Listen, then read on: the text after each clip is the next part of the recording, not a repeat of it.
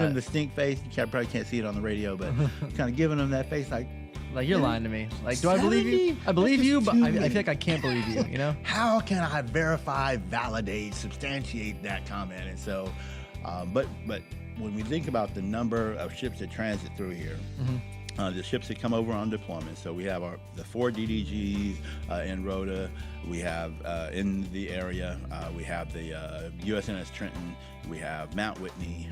So those 6 ships, certainly not that many exercises. But then we look at what is happening with the ships that are transiting through and all of the relationships that we have throughout the NATO countries and our other partners and friends down on the continent and in Europe, then I could kind of see how that happens. Yeah, definitely. I kind of see how like that happens. all the ships that come through to go to wherever they need to go. Sure. And so they could be passing through and as recently as last year, it would be they're passing through. Now they're pretty much coming to stay and fight. However, as they're making their way through or coming over initially, we'll do an exercise with another maritime force, or perhaps we'll provide some top cover for a ground event that's going on. And so the satisfying thing is that there is so many opportunities for us to participate, whether it's strictly maritime or air-to-air or surface-to-air and so forth. And so we have Harry S. Truman back in theater and a good portion of the striking forces that come along, with the high-value unit that are participating as well. And it puts the number of, souls, participating in that exercise 50 to 70,000. So that's insane. Pretty darn exciting. A lot of rolling artillery, a lot of unbombered Humvees, a lot of folks living out on the land, learning some pretty fierce lessons, if I may, about being north of the Arctic Circle. I know. Quick little interjection. I hopped on the NATO Instagram, and they're pretty good. NATO Instagram is great if you don't follow it. And they had they had chiefs, like senior chiefs, on there eating out of the MREs. That's right. Kind of just talking about it. Super fun just watch them all work together like that. And it's so full, as I said earlier, it's just shockingly fulfilling to have the opportunity to get with a group of folks who have the same goal in mind as you, but just maybe a different technique and a different mindset on how to get there. So the way someone from Norway, Sweden, Finland, deal with the cold, shockingly different than somebody from Florida. Yeah. Floridians would be like, what is going on? Where are we? Why is it so cold? I mean, I understand physics, but so as we were talking about off air, one thing that is important for me to convert to influence or to highlight is that the engineers in the nuclear power plant on the aircraft carrier have got to be loving life. So when we talk about, at what is the max capability, of a weapon. So when I come inside the gate, I'll ask, what's the max capability of their weapon? And the maximum effective range is, 50 meters, for example. But the maximum range is 1,500 meters, right? So because I'm more accurate, at close distance, but the fact of the matter is this, projectile can go this far. When it comes down to the nuclear power plant, okay, we can run the plant for, X amount of time. That is the maximum range, but the max effective range, because of the content of the water that they process through and the temperature is a lot lesser. So the maximum effectiveness of the plant is reached when you have cool and clean water. Yeah. And that is exactly Ideal. what they have right now. So there are a group of Marines and soldiers who intentionally go up and train in those cold weather areas, which speaks to the tight relationship that the Marines and the Army have with the ground forces up there, because their training is constant and there's just things that they know that we don't know. So the honor, as I said earlier, to live out the purple line of effort is here absolutely in this theater. The USS New York is here, and I've talked about New York maybe a month or so ago after visiting with them in Norfolk. Florida ship in Norfolk had a chance to visit. Oh, by the way, they're back here. The second highest operational tempo in our Navy. So and that ship is wasn't that underway. them that were talking all that smack to you? You said to just wait till we get out Watch there. to see what happens when we get back. Yeah. So here they are, back, and a part of this exercise, the opportunity to get some liberty in Iceland. That's a place that most people don't have the opportunity to go. So they're doing that, handle themselves on liberty well, which is important to me.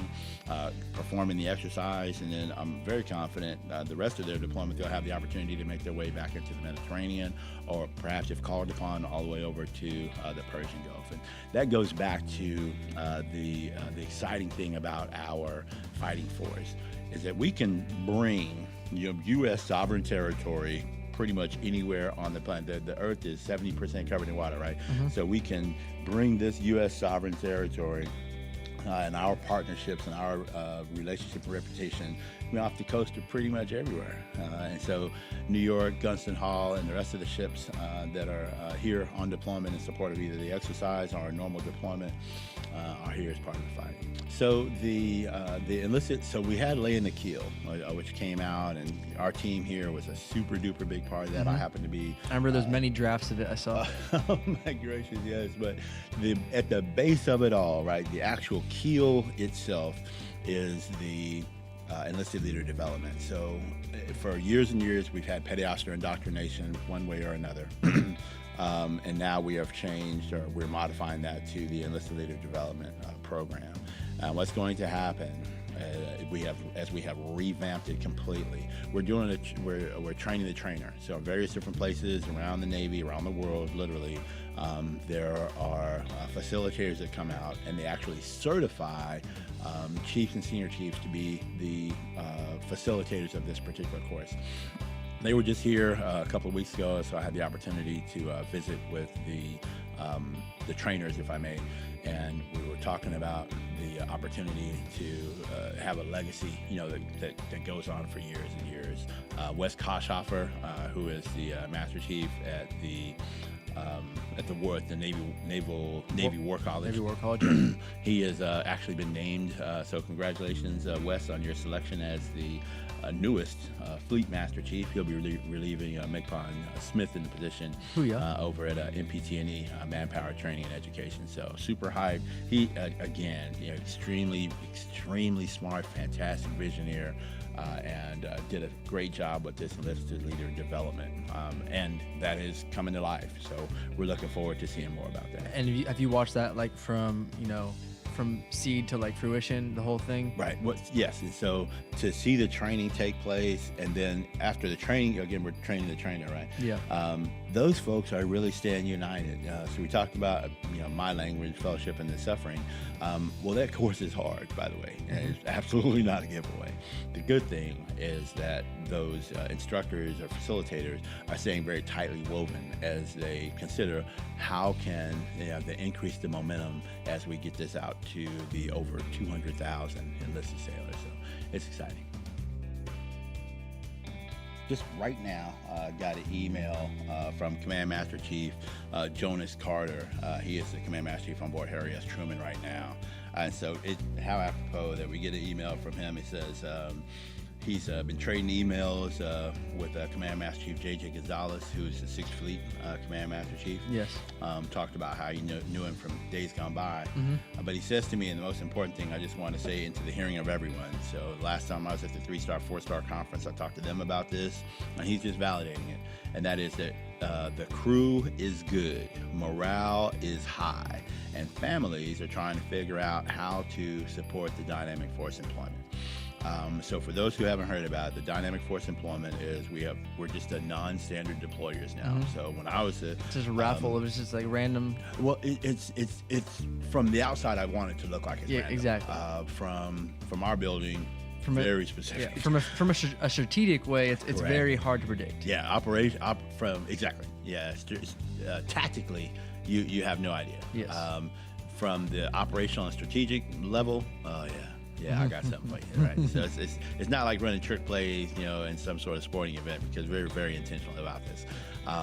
But what the families have to deal with, just differently than days gone by, is the fact that okay, instead of doing a 9-month deployment, I'm going to do 3 months. I'm going to come home for a month, and I'm going to go back out for 5 or 4, whatever the case may be. And so for ombudsmen and for the family readiness group, it's certainly important to be there in fellowship and relationship with the families. And so while I'm talking about that, I'd just like to appreciate the Ombudsman Fleet and Family Support Center that helps coordinate the Ombudsman events and the quarterly meetings that they have, usually hosted by Captain Abrahamson here in the Naples area and COs around our Navy. Though that volunteership is important, and very, very soon, if they haven't already, I just don't know, they'll announce the Ombudsman of the Year. And the Sixth Fleet Ombudsman last year, as you know, was the Ombudsman of the Year for the Navy Shore. Yeah, that's incredible. So yeah, super big deal.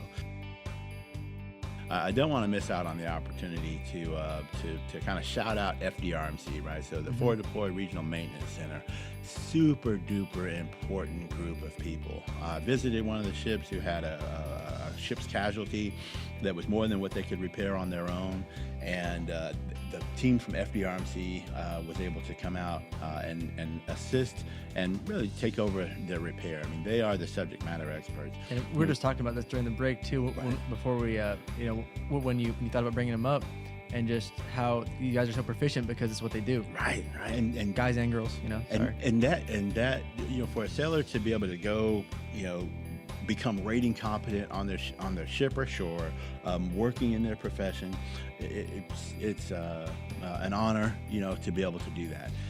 And then as the Navy sees fit and we redevelop shore facilities that allow them to maintain that rating competency, super duper important. So across many platforms too. Exactly. And so I grew up on an aircraft carrier as a data processing technician, what we would call IT these days.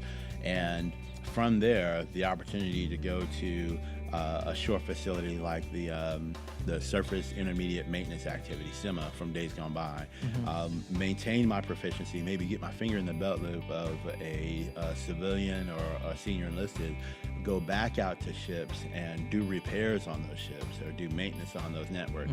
And then when it's my turn to rotate back to sea duty, go to a ship, my proficiency is through the ceiling. And what we understand is there's still opportunities to do that. And so if you're in aviation and perhaps you are you're going aboard a ship, then you go to shore duty to an aviation intermediate maintenance depot, learn how to do depot level maintenance. Well, the next time you go back to a ship, your proficiency is really high, your ability, apt to teach is important, so your ability to do that is really high. And so we're looking for opportunities to continue to do that. So there used to be a magazine called Link Magazine. It was this old blue periodical that would come out. In the back of it, it would be there was a portion that said, come to my command, and it was basically command's opportunity to say, come here because here's what we've got going on. Yeah, here's like what you have a chance to do. Right, and if I could plug FDRMC, that's exactly what I would do. We need, and I don't know what the billing structure is, but for that person who's listening, and you want to figure out how can you be a part of a fantastic organization that's having a real impact in the most kinetically relevant area on Earth, FDRMC Naples. You get on the internet machine, talk to your detailer in the detailing marketplace, figure out how you can at least apply or get more information about it. So I know we're running up on time here, but I know you have some books that you want to get at because leaders or readers. Leaders are exactly right. So I just a senior chief buddy of mine challenged me to read No Better Friend, No Worse Enemy, which is a book about the Secretary of Defense, retired General Mattis, and super good book, crazy head start on me, so I just finally got it downloaded to my Kindle, so I'm about a week behind in reading, but hopefully I can catch up. I'll definitely read the entire thing, but that's a book, for those of you who are looking to increase your bookshelf. No Better Friend, No Worse Enemy. It's about General Mattis. I've been carrying around Ghost Fleet, which is usually I'm a nonfiction reader. It's a fictional book. Yeah. However, it has been referred to by many leaders who I respect. Admiral Fogo, Admiral Grady, CNO have all referenced this book. I would definitely listen to those to them. Yeah, I mean, they know some things. They do. They have certainly read a few things. They just kind of casually mentioned the book, and I'm like, oh, I better write that down. Yeah. So I got it now. And so if you're interested in reading, you're welcome to join me in those two books. Those are the two things that are on my radar, and I plan on finishing, being complete with that reading by Thanksgiving. So if you're going to read, don't be a punk. Read it fast, take in information, take notes, and then be ready to have a conversation about it when you see me.